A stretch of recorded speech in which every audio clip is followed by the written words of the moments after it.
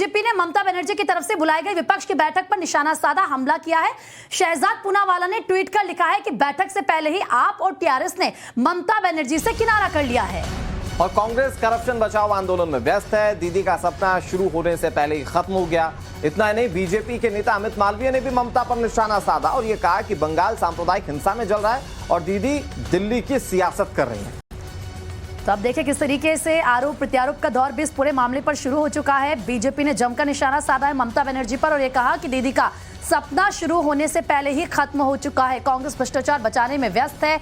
एक एक पार्टी को लेकर ये निशाना साधा गया। आप टीआरएस भी ममता के साथ नहीं है। तो ये बड़ा हमला बोला गया। एक तरफ ममता दीदी लगातार विपक्ष को एकजुट करने की कोशिश कर रही हैं। कभी एनसीपी के शरद पवार से मुलाकात करती हैं तो कभी तमाम दूसरे दलों से मुलाकात का सिलसिला जारी है। लेकिन इन सब चीजों में बीजेपी ने बड़ा हमला ममता दीदी पर बोला है। बंगाल सांप्रदायिक दंगों की आग में दहक रहा है। वहां पर सड़कों पर उपद्रवी उतर आए हैं। लोगों की घर और दुकानों को जलाया जा रहा है। पब्लिक प्रॉपर्टी को नुकसान पहुंचाया जा रहा है। ऐसे में ममता बनर्जी जो बंगाल की गृह मंत्री हैं, उन्हें बंगाल में होना चाहिए और हालात पे काबू करने के प्रयास करने चाहिए। लेकिन वो यहाँ दिल्ली में विपक्ष का राष्ट्रपति पद का उम्मीदवार कौन हो इस चर्चा के लिए पहुंची हैं। कहीं ना कहीं उनकी प्राथमिकताओं पर सवाल खड़े होते हैं कि जब बंगाल में इस प्रकार की स्थिति हो, ऐसे में दिल्ली आकर राजनीति करना कितना उचित है। एक और बड़ी खबर आपको बता दें, शरद पवार से मिलने पहुंचे हैं प्रफुल्ल पटेल, क्योंकि ये कहा जा रहा था कि शरद पवार से जब मुलाकात की तो उन्होंने मना कर दिया उम्मीदवार बनने के लिए और ऐसे में ममता की बैठक से पहले ये मुलाकात काफी अहम है। तो बड़ी खबर आपको बता रहे हैं, शरद पवार से मिलने पहुंचे हैं प्रफुल्ल पटेल। इस वक्त बड़ी जानकारी मिल रही है।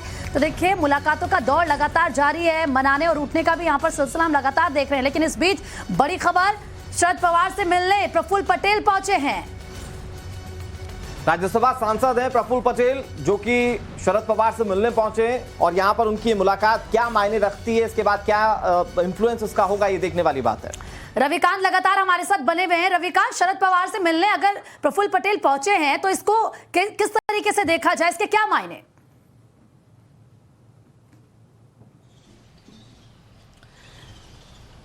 देखिए प्रीति, कल जब ममता बनर्जी एयरपोर्ट से निकली थी, सीधे वो शरद पवार के आवास पर आई थी और जिस दौरान शरद पवार और ममता बनर्जी की मुलाकात हो रही थी, उस दौरान प्रफुल्ल पटेल भी उस मीटिंग में मौजूद थे और शरद पवार के सबसे करीबी व्यक्तियों में से एक माने जाते हैं प्रफुल्ल पटेल। और जिस तरीके से पॉलिटिकल मैनेजमेंट किया जाता है तमाम पॉलिटिकल पार्टियों को एकजुट करने के लिए, प्रफुल्ल पटेल काफ़ी अनुभवी नेता हैं। उनके तमाम पॉलिटिकल पार्टियों से बड़े अच्छे संबंध हैं। तो हो सकता है कि एनसीपी की तरफ से उनको डेप्यूट किया गया है कि तमाम लोगों से बातचीत करें।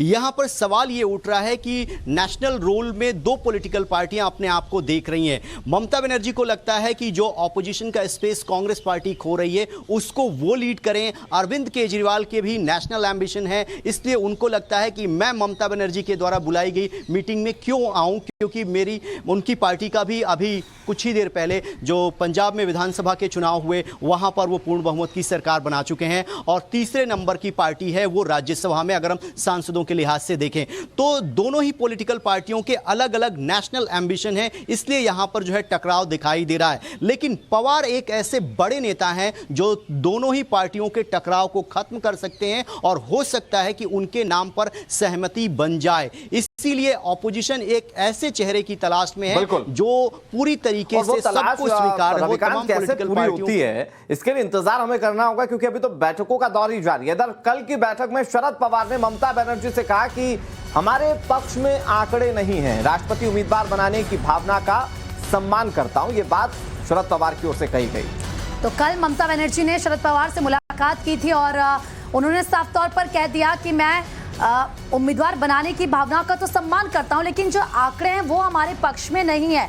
हमारे सहयोगी भी क्योंकि लगातार बता रहे हैं कि अगर बीजेपी की बात करें, एनडीए की बात करें तो उनके पास वो अच्छा खासा आंकड़ा है। अरुणिल हमारे सहयोगी ज्यादा जानकारी के साथ जुड़ गए हैं। अरुणिल, शरद पवार से जो बैठक हुई, बातचीत हुई, उसमें कहा जा रहा है कि वो आंकड़े पक्ष में ना होने को लेकर ही दरअसल इस बात से किनारा कर रहे हैं कि वो चेहरा बने।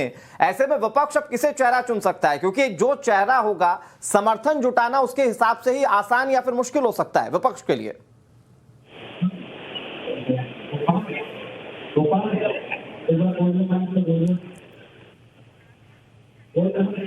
चलिए, हो सकता है अरुणील तक आवाज ना पहुंच रही हो, लेकिन बहुत दिलचस्प है ये देखना कि आखिर विपक्ष की ओर से चेहरा कौन होता है, क्योंकि लगातार इसको लेकर कई सारे कयास अभी लगाए जा रहे हैं और राजनीतिक दलों की सहमति